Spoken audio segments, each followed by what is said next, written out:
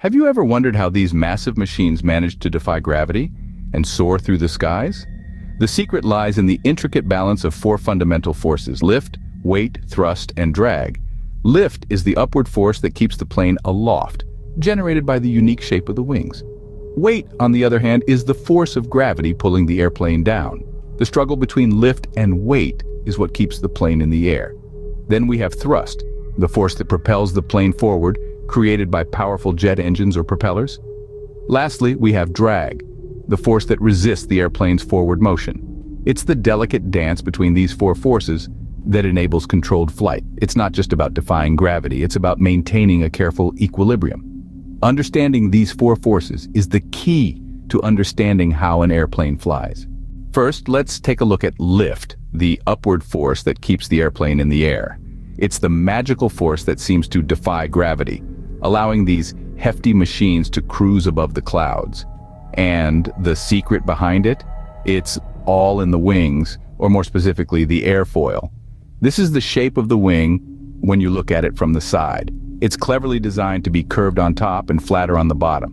This design causes air to move faster over the top surface than the bottom surface, creating a difference in air pressure.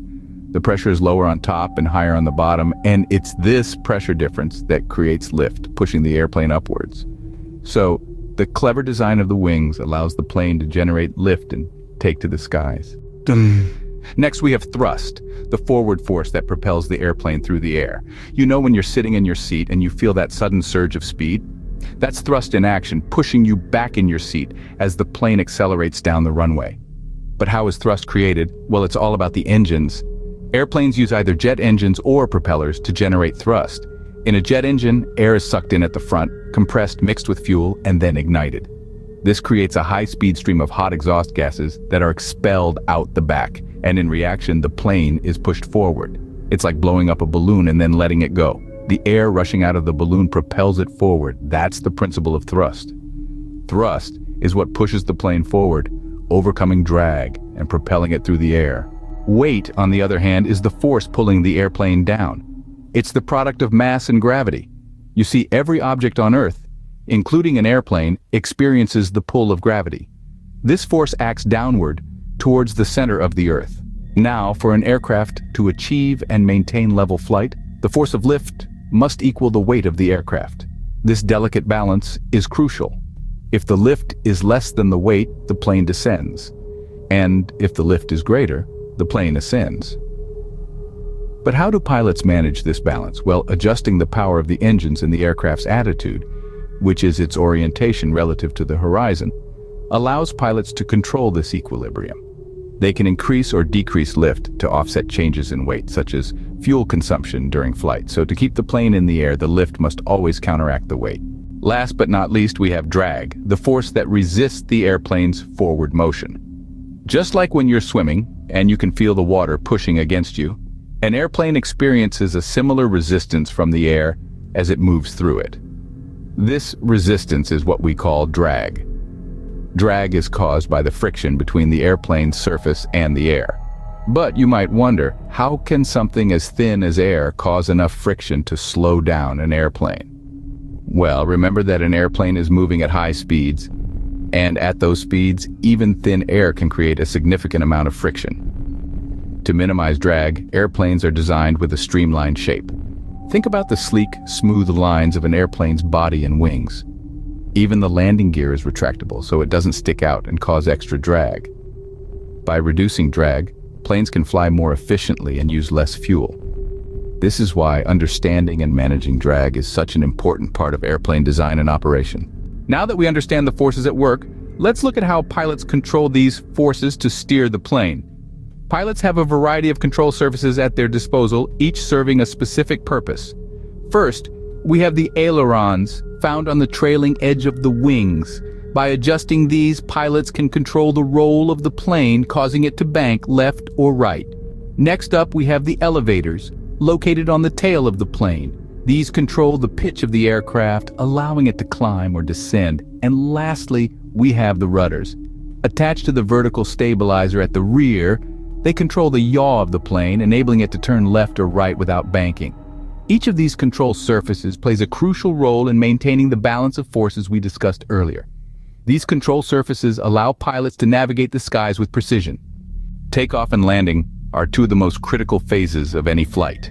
During takeoff, pilots manipulate the forces of lift, weight, thrust, and drag to get the aircraft off the ground and into the air.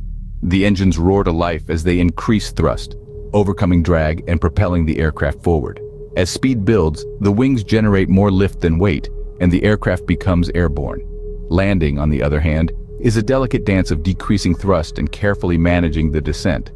As the plane approaches the runway, pilots reduce engine thrust, allowing drag to slow the aircraft. Simultaneously, they control the descent rate by adjusting lift and weight, ensuring a smooth and gentle touchdown.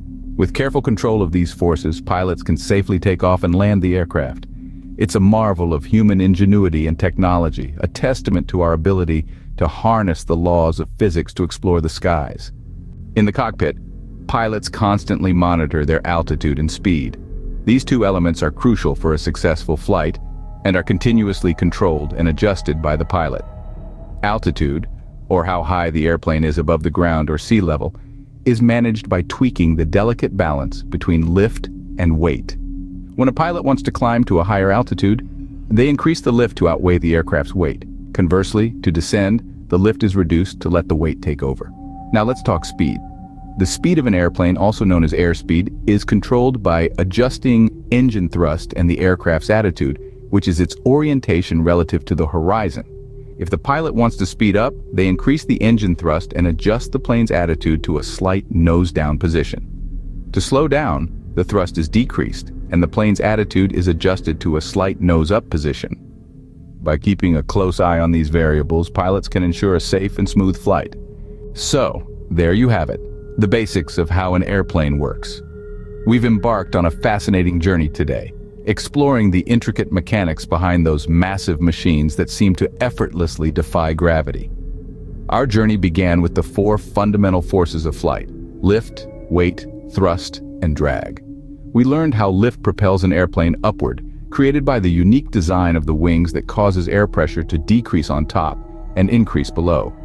Conversely, weight pulls the airplane down, a force that must be carefully balanced with lift to maintain controlled flight. We also delved into the role of thrust, the forward force that propels the airplane through the air, generated by powerful jet engines or propellers. Just as crucial is the force of drag, which counters the airplane's forward motion. By adopting streamlined designs and retractable landing gear, airplanes can effectively minimize drag. We then turned our attention to the control surfaces, ailerons, elevators, and rudders that allow pilots to control the airplane's movement. These surfaces help maintain stability and enable navigation, proving essential to the airplane's operation. We also took a closer look at the processes of takeoff and landing, understanding how pilots adjust engine thrust and control descent rates to safely transition from ground to air and back again. Furthermore, we discovered how pilots monitor altitude and airspeed to ensure a smooth and safe flight. This journey has merely scratched the surface of the fascinating world of aviation. There's so much more to explore, from the complexities of navigation systems to the intricacies of airplane design. So if this journey has piqued your interest, don't stop here. Continue exploring, continue learning, and who knows where your newfound knowledge might take you. Remember to like, share, and subscribe if you enjoyed this video and want to learn more fascinating facts about aviation. Safe travels, and we'll see you in the skies.